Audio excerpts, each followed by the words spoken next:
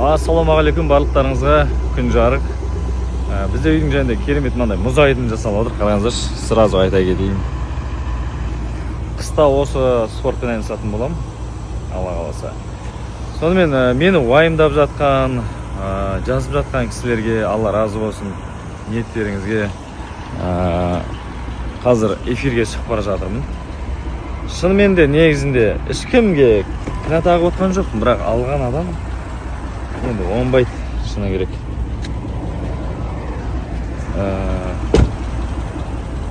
Ол адамды Алланың өзі жазасын береді деп ойлаймын.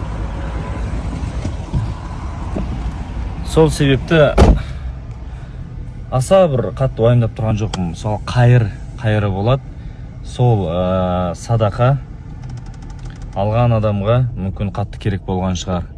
Сол себепті мен адамды Алланың өзі жазасын береді деп ойлаймын.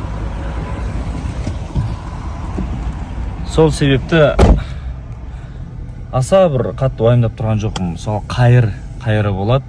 Сол садақа алған адамға мүмкін қатты керек болған шығар.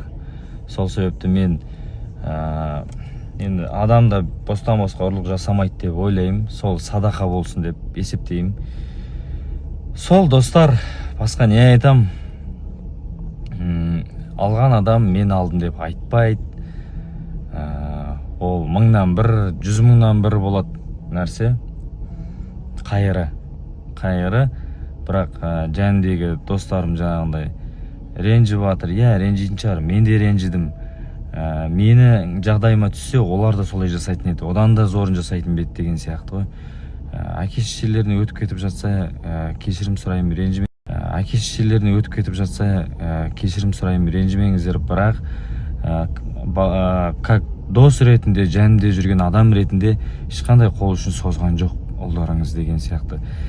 Соған да бір қапа болғаным бар. Енді адам өз-өзін іздемейді ғой.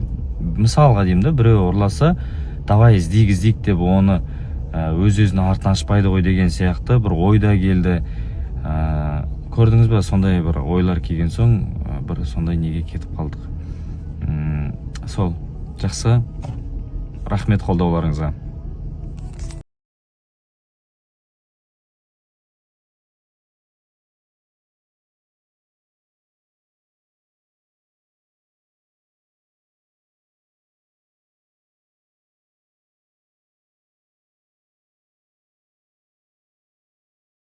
Қалыңыз қалай?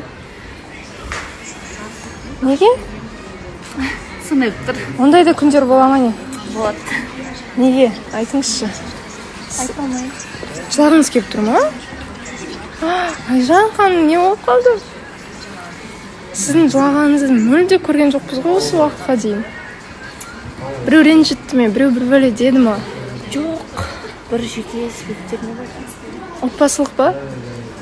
Тыныштық па? Бәрі жақсы ма? Енді көңіл күйіңізді түсірмеңіз. Бізден бір көмек керек болса айтыңыз. Енді жан дүниеңізді түсіне алатын мұнда бір адам бар ма? Бір бөлісіп. Қалай шешілетін дүние ма бұл? Я шешіліп болғам просто. Мүмкін эфирде айтып қалатын шығарсыз енді.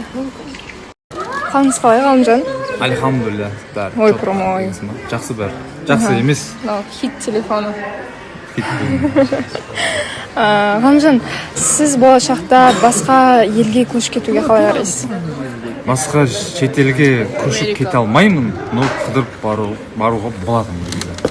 Туған жерімді, адам туған жерге не жетсін дейді ғой. Мен ал жоқ.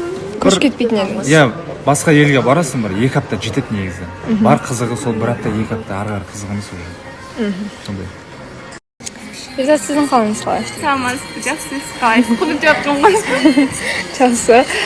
Перизат, сіз шетелге көшіп кетуге қалай қарайсыз? Я, мен, например, Америкаға барып жасағым келеді. Жұмыс жасағыңыз келе ме, әлде? Жоқ. Кәдімгідей Путешествовать етіп, и там хочу жить, я. Сол жақта тұрғыңыз келеді, иә? Негізі оны бір көп адамдар дұрыс емес деп көреді ғой. Сізге бұл нәрсе білмеймін, енді өз елінен кетіп деген сияқты бір. Мне кажется, там больше возможностей. Кейінгі балдарымның будущее именно Америкада жүрсем, гражданство Америки получит. У них возможность будет посещать все страны с паспортом из-за этого. Болашақ балдарыңыздың қалмығы үшін. Иә. Және де өзіңіз үшін.